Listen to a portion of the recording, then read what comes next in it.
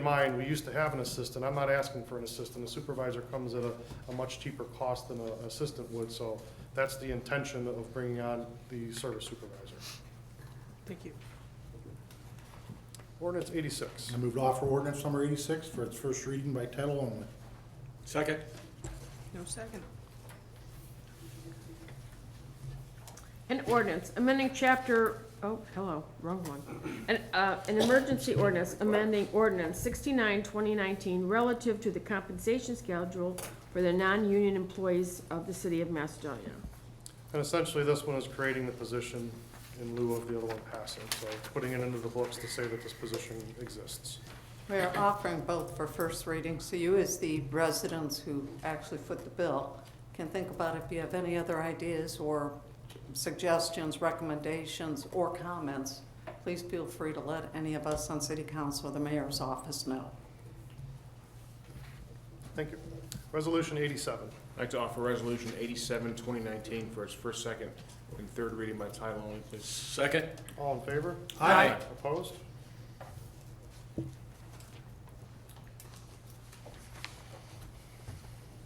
A resolution confirming the appointment by the mayor of John Potkalitsky to Macedonia Civil Service Commission. And what is your pleasure? I move we pass and post Resolution 87, 2019 according to law. Second. All in favor? Aye. Opposed? And just to piggyback on that, we did put it out to the public. We didn't have any interest in it. Mr. Pokolitsky's been a member of the community for quite some time, and I had asked him if he would be interested based on his experience with his career, which he's now retired from, and I feel that he'd be a great fit for that, and I thank council for confirming my appointment. Are there any other motions or legislative actions? Mr. Mayor, I'd like to add ordinance resolution number 88, 2019 to the agenda. Second. All in favor? Aye. Opposed? Mr. Mayor, I'd ask that we waive the 48-hour rule for resolution number 88, 2019. Second. Do we need a roll call for that, Mark?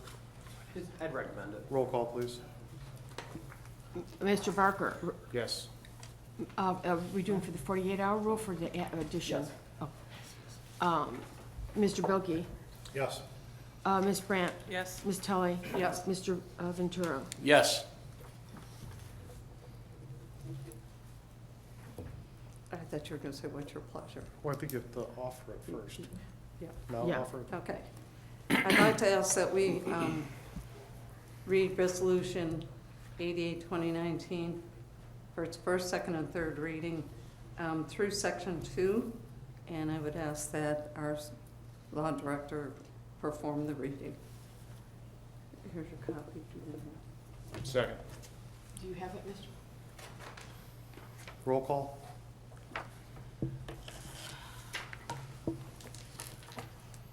Mr. Barker, Yes. Mr. Bilkey, Yes. Ms. Brandt, Yes.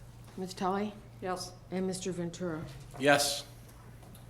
The resolution of public censure as to councilperson Kevin Bilkey. Now therefore be it resolved by council of the city of Macedonia, county of Summit, and state of Ohio, that Kevin Bilkey, a member of Macedonia City Council, is hereby censured and reprimanded by a majority of the remaining members of council for his conduct which has detrimentally impacted council as a whole, as well as the city of Macedonia and its residents, and which constitutes gross misconduct as contemplated by section 4.13A of the City of Macedonia Charter. Section 2, that Kevin Bilkey as as further reprimand for such gross misconduct is hereby penalized as follows. Mr. Bilkey is hereby suspended from one regularly scheduled council meeting, which suspension is to be served on October 10th, 2019, at which time Mr. Bilkey shall continue to have a seat on council, but shall have no vote or otherwise participate in council's deliberations. Mr. Bilkey's pay received as a member of council is hereby suspended for a 1-month period effective the month of October 2019. Mr. Bilkey is hereby removed from his position as chairman of the Finance Committee and removed as a member of that committee. And Mr. Bilkey is hereby stripped of any seniority earned during his term of office, which began in January 2016. Mr. Mayor, I'd ask that we pass and post according to law. resolution number 88, 2019, please. Second. Roll call. I'm sorry, there were two on that. I need a, who wants a second on it? Pardon me? I heard them both at the same time. Shane was probably first.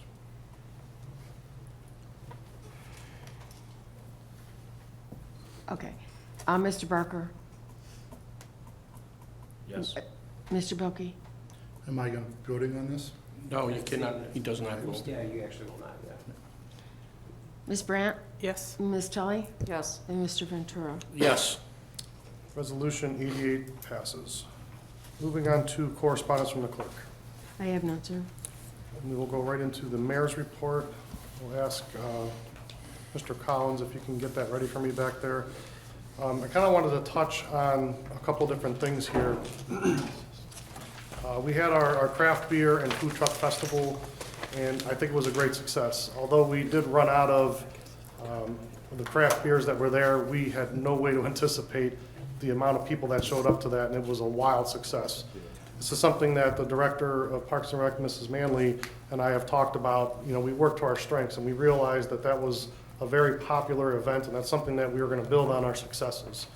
So moving forward, and I'm sure I'm stealing a little bit of what you want to talk about, but I wanted to at least touch on it to say we recognize that that was something that worked very, very well for us, and we hope to have more of those. So that's something that we're going to build on moving forward. I want to take a minute today also. I always at the end of my report say don't drive distracted. Today I'm going to give you a little more. So I came across this post on Facebook, and it said, "Don't drive distracted." And the post simply said this, and if we could see the picture, and I hope we can get that on the video for the folks at home to see, it's very simple. She still had a phone in her hand. One text message ended 3 lives. Show that to your kids. When you're driving your car and someone calls you or texts you and you take your eyes off of the road, that's what can happen to you. And if that's not impactful and it doesn't make you think about picking up that phone while you're in your vehicle, I don't know what will. And we see it all the time. The chief can attest to it. You know, it's just a very, very dangerous thing that cost 3 innocent lives to see a text message that did not matter. So if you ever think about using that phone while in your car, I hope you can take a look at that picture and think twice about it. I had an individual come up to me and say, "I actually thought about it because you said that. And I got a text message and I did not read it." And if I got one person to at least think about it, I've done my job. That's something that's near and dear to my heart. I've been on the road where my family was in the vehicle traveling down the highway at 65 miles an hour, and a car merged into my lane, and I looked over and there was a lady on her phone, and I was laying on the horn in the berm, and she looked over and went. All I could think about was my wife and my 2 kids. I didn't even think about myself. I thought about my family, because something as stupid as a phone can cause that. So please, think about it when that phone rings or that text message dings and you're driving your vehicle. It's not worth it. Moving on to committee reports. Parks and Rec Committee and its meeting is Wednesday, October 16th at 6 PM. We haven't had anything new come up since then. That's it. Safety Committee met on Monday, and we got a chance to speak with the police and fire departments directly, and got some more information and better educated on their lifestyle and what is needed over a period of time. And the Finance Committee met, and we went over a lot of what is going to be on next year's budget. Looks like we're on track. And I think the next meeting is scheduled for October 8th.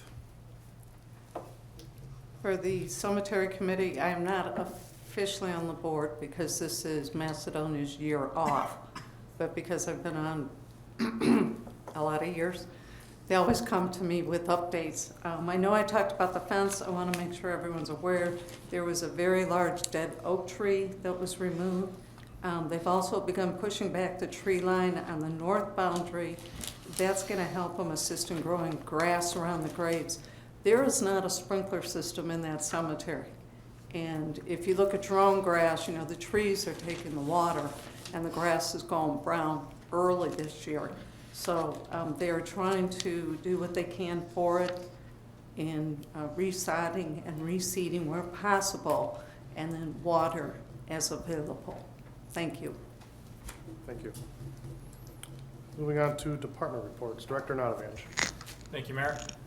With October starting next week, we're thinking fall, so we're already in it. So that means the leaves will be falling.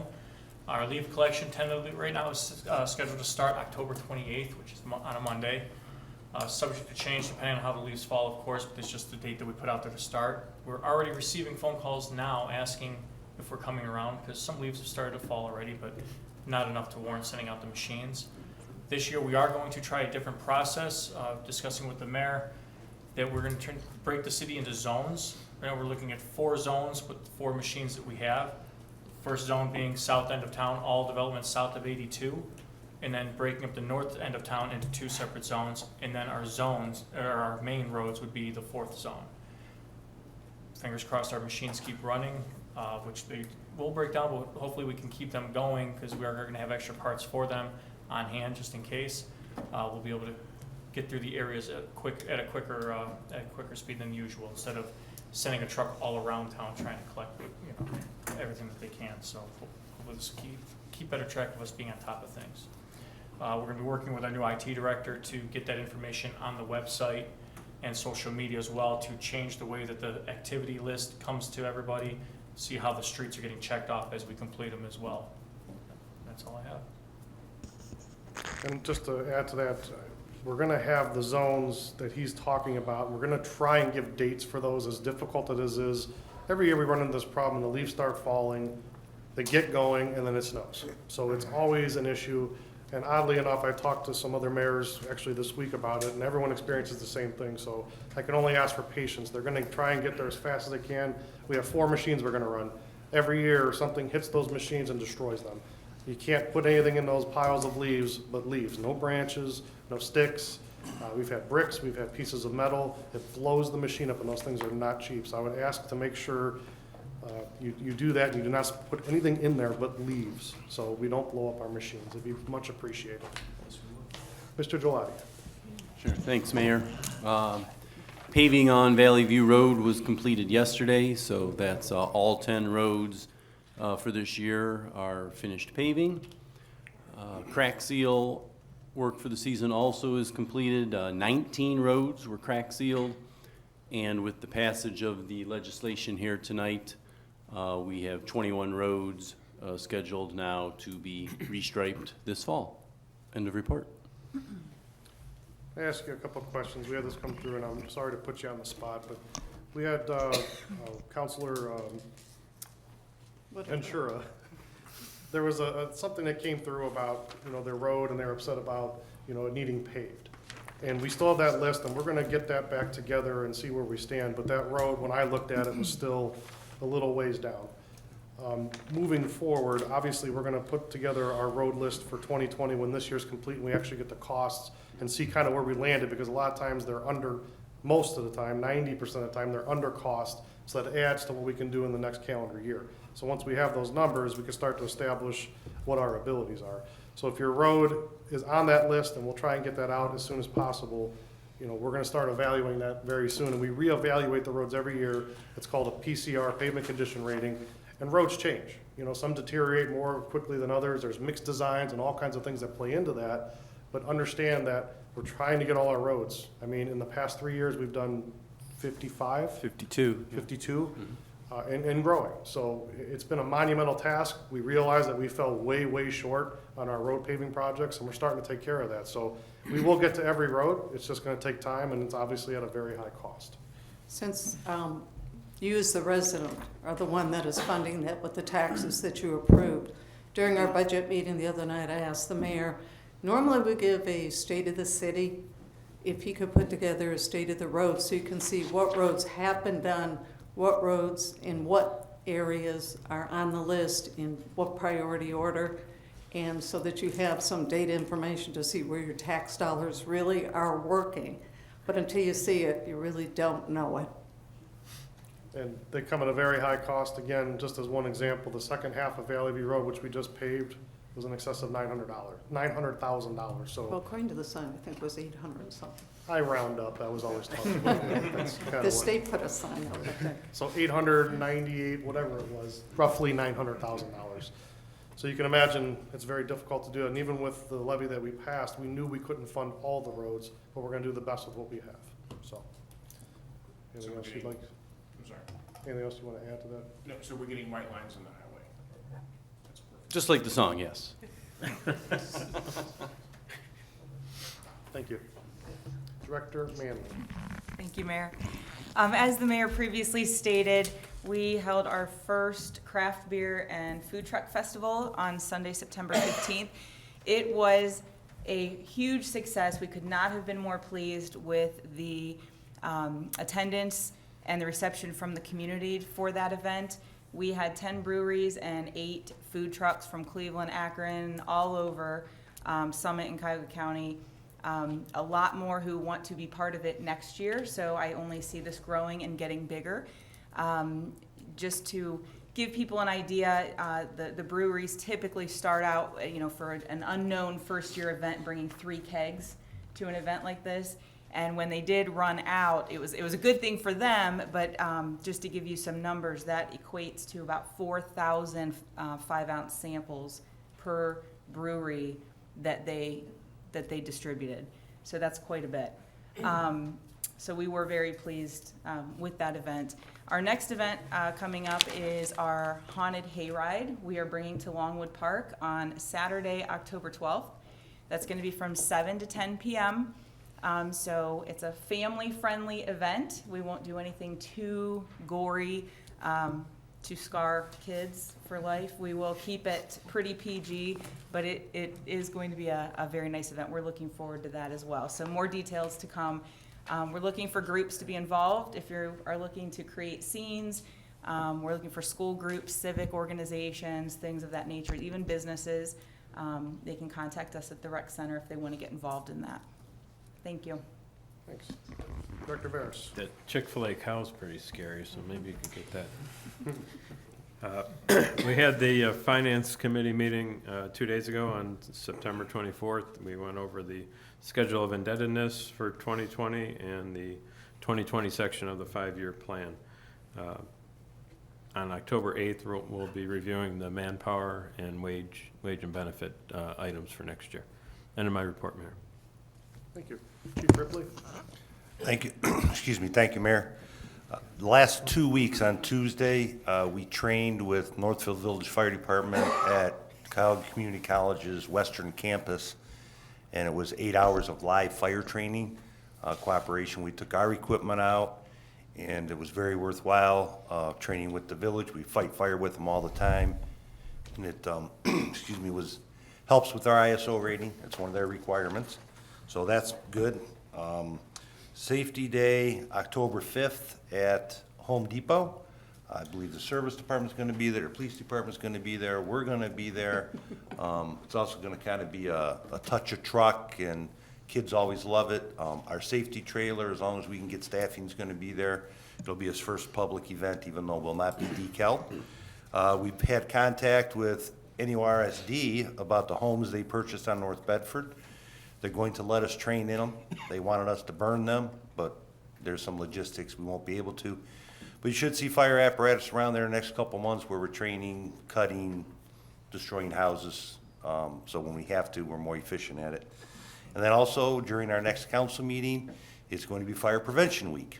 So I just want to everybody keep that in mind, and there's something planned for that night for council, and you'll be getting an email about that shortly.